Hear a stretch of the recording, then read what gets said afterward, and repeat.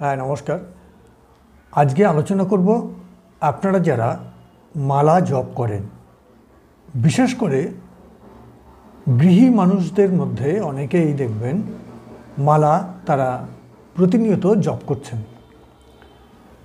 এই মালা জপ করবার পূর্বে এই মালাকে কিন্তু বিশেষভাবে কিছু সংস্কার করতে হয় এবং সেই মালা যদি সঠিক নিয়ম মেনে সংস্কার করা না হয় তাহলে আপনি লক্ষবার জপ করলেও কিন্তু সেই জপের ফল কিন্তু আপনি পাবেন না, সেই জপ নিষ্ফলা জপ হবে।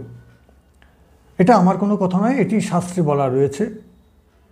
এবার জপ করবার পূর্বে আপনি যখন একটি মালা কোথাও থেকে সংগ্রহ করে নিয়ে এলেন, তারপরে সেই মালাটিকে বিধিপূর্বক কিছু সংস্কারের প্রয়োজন রয়েছে। সেই সংস্কার করবার পর আপনি যদি নিয়ম মেনে জপ করেন তাহলে কিন্তু আপনি অবশ্যই আপনার জপের ফল কিন্তু আপনার প্রাপ্তি হবে। এবার এখানে আমি ধীরে ধীরে পর্যায়ক্রমে কি কি বিধি বা নিয়ম রয়েছে সেটি আমি আপনাদের সঙ্গে আলোচনা করছি, আপনারা শুনতে থাকুন। প্রথমেই আপনাকে যেটা করতে হবে, শুভ তিথি, বার, শুভ নক্ষত্র বা শুভ লগ্নে গুরুদেবকে প্রণাম করে এই সংস্কার সাধন করতে হবে।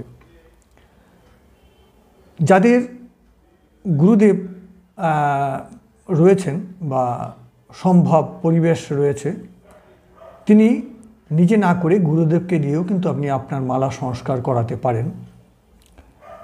যাদের সেই সুযোগ নেই তারা নিজেরাও এটি করতে পারে। তাহলে যারা নিজেরা এই মালাটি জপের পূর্বে সংস্কার করতে চান তারা কি নিয়ম বা বিধি পালন করবেন সেটি আজকে আলোচনার মূল বিষয়বস্তু। তাহলে প্রথমে কি করতে হবে, যে পঞ্চগব্য আপনারা দেখবেন পঞ্জিকাতে লেখা রয়েছে পঞ্চগব্য কী কী, সেই পঞ্চগব্য আপনাকে সংগ্রহ করতে হবে। বা যে কোনো দশকর্মার দোকানে গিয়ে আপনি যদি বলেন যে আমাকে পঞ্চগব্য দিন, দেখবেন আপনাকে ওরা দেবে।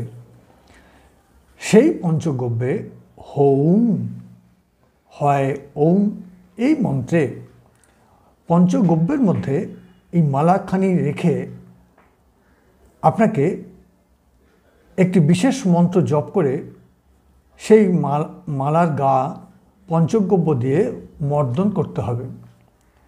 তারপরে জল দিয়ে স্নান করাতে হবে।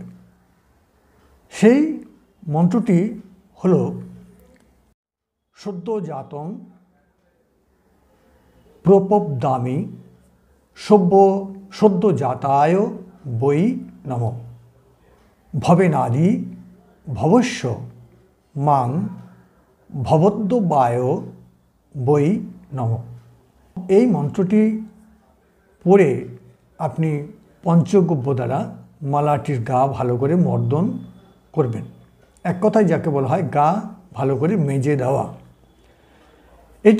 এই প্রক্রিয়াটি করার পর আপনাকে দ্বিতীয় যে প্রক্রিয়াটি করতে হবে সেটি হলো একটি বিশেষ মন্ত্র আপনাকে পাঠ করতে হবে। সেই মন্ত্রটি হলো ওম নমো জ্যেষ্ঠায় নমো রুদ্রায় নমো কালায় নমো কাল বিকরণায় নমো বল প্রমথনায় নমো সর্বভূত দমনায় নমো স্বরায়। এই মন্ত্র আপনি পাঠ করবার পর চন্দন, অগুরু, কর্পূর এই তিনটি দ্রব্য সহযোগে ধূপধুনা দ্বারা মালাটির গা ভালো করে আপনাকে লেপন করতে হবে। তারপরে তৃতীয় যে পর্যায়, এই পর্যায়েও আপনাকে একটি বিশেষ মন্ত্র পাঠ করতে হবে। সেই মন্ত্রটি বলছি, সেটি হলো ওম অগরেভ্যো হ ঘোরেভ্য ঘোর ঘোর তর তমেভ্যশ্চ সর্বত সর্ব সর্বেভ্য। নমস্তে হস্ত রুদ্ররূপে নাভ্যয়। এই মন্ত্র পাঠপূর্বক এই মালাটিকে আপনাকে ধুতে হবে ঠান্ডা জল দিয়ে। এরপরে চতুর্থ ক্রিয়া, মালাটি ধোয়ার পরে আপনাকে যেটা করতে হবে সেটা হলো জপ করবার পূর্বে, মানে মালা আপনার ধোয়া হয়ে গেল, আপনি জপ করবেন, তার প্রথমে আপনাকে কি করতে হবে, আরেকটি মন্ত্র আপনাকে জপ করতে হবে। সেটি হলো ঐং দ্রিং অক্ষমালিকাঐ নমঃ। এই মন্ত্র দিয়ে মালাটিকে আপনাকে ধূপ ধুনো সহকারে পুজো করতে হবে।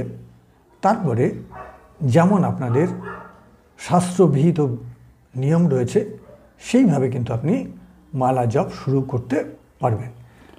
এই প্রক্রিয়াগুলো যদি আপনি শাস্ত্রসম্মতভাবে সম্পন্ন করেন তবে কিন্তু সেই মালাটি আপনার জপের উপযুক্ত হবে। এই মালা সংস্কারের পরে আপনি যখন জপ করবেন আপনি অবশ্যই সেই জপের ফল আপনি লাভ করবেন। আপনাদের যদি এই ভিডিওটি ভালো লেগে থাকে তাহলে অবশ্যই আপনারা একটু লাইক শেয়ার করবেন। আর দ্বিতীয়ত হচ্ছে ডেসক্রিপশন বক্সে আপনারা গিয়ে দেখতে পারেন, যদি পছন্দের কোনো ভিডিও আপনাদের থেকে থাকে তাহলে অবশ্যই আপনারা সেটি দেখবেন।